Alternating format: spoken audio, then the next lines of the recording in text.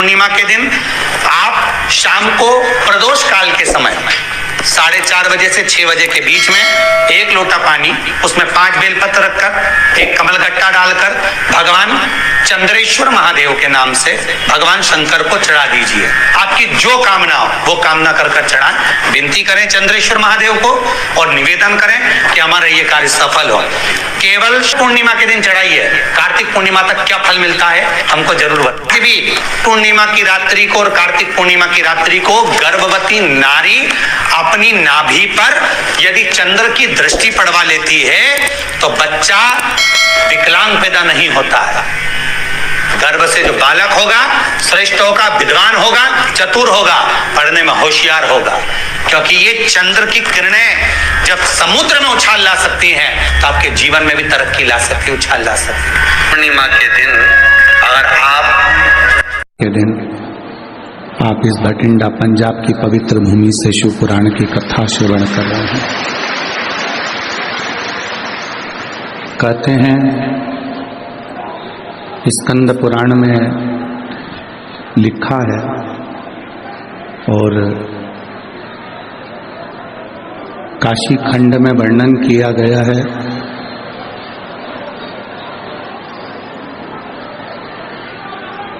कि भगवान की अविरल भक्ति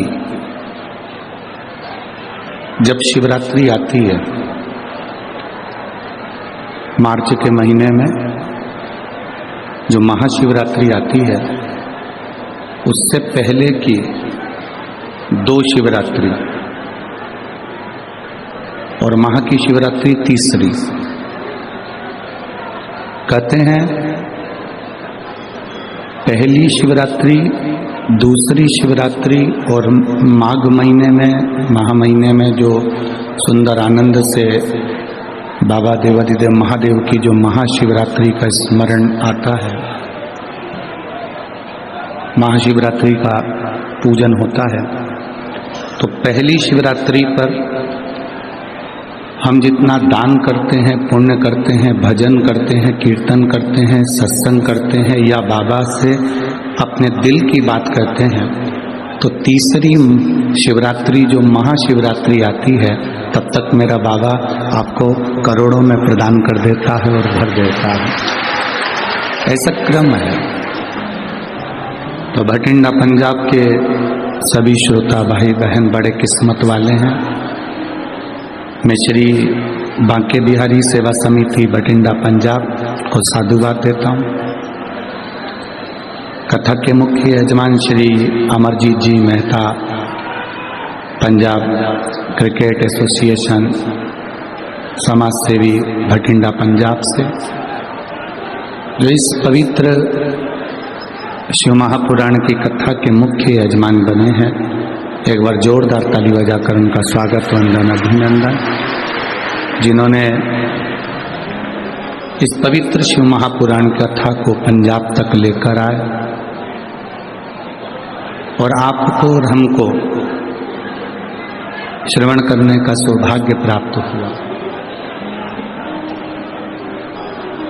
आज भीड़ भक्तों का सैलाब थोड़ा ज्यादा है, ग्राउंड के अंदर इतनी जगह नहीं है,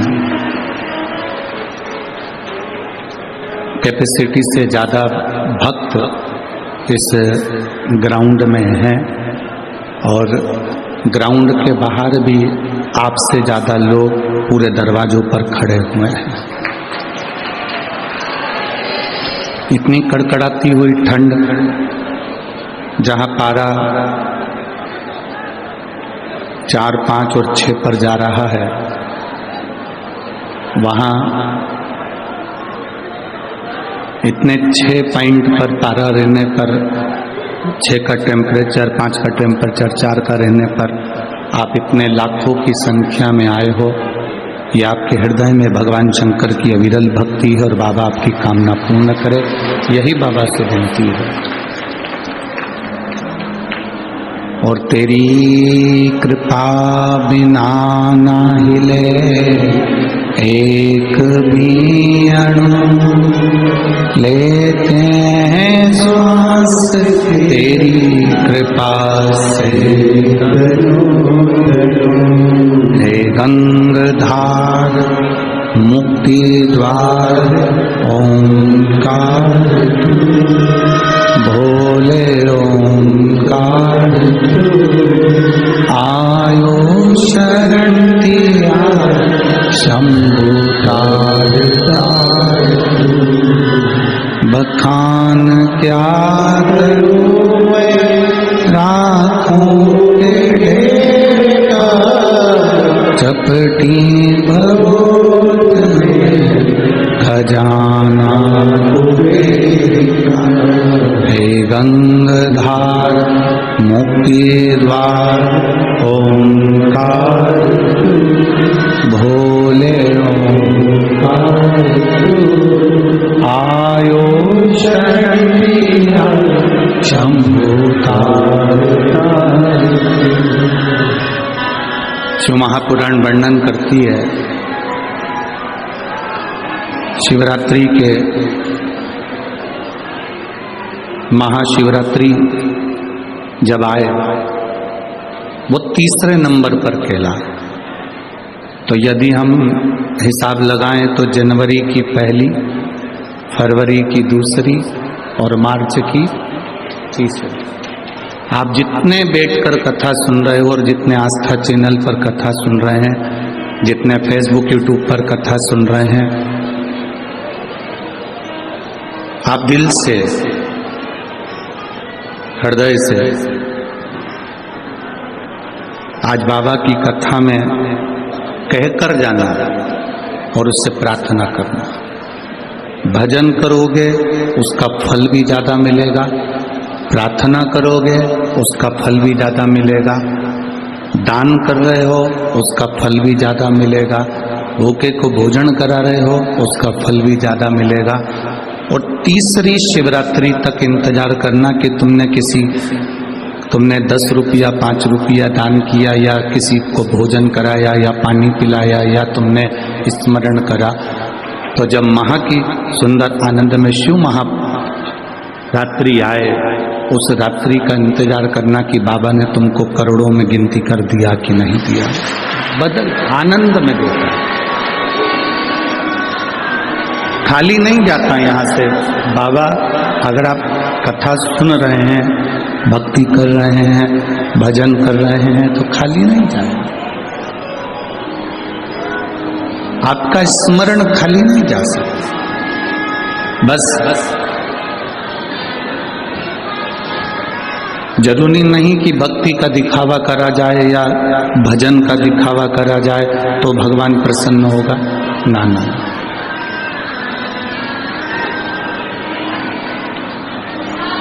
भजन का, भक्ति का, दान का, पुण्य का, स्मरण का दिखावा नहीं होना चाहिए।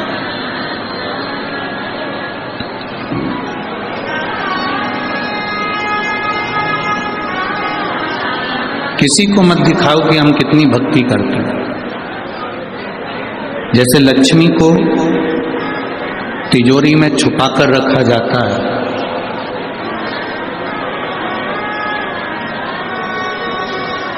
घर की बहू बेटी को पर्दे में रखा जाता है, उसी तरह भगवान शंकर की भक्ति अपने दिल में छुपा